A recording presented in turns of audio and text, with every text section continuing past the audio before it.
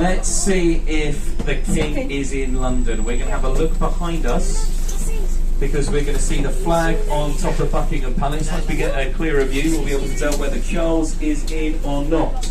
So if it's the red, white and blue Union flag, that means that Charles is away.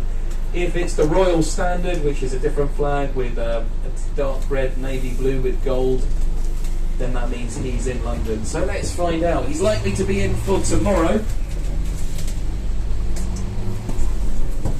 From what I can see, sadly, that is the red, white and blue. That means Charles is away currently. He's currently inbound. He's just been coming back from a trip to Australia and Samoa.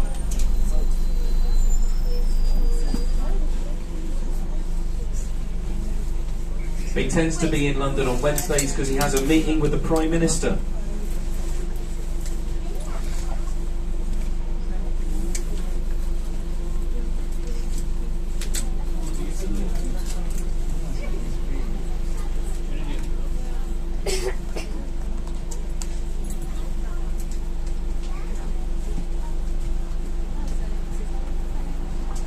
Right, I've just been forewarned that traffic in this part of town has been a little bit slow today due to a broken down bus and some roadworks.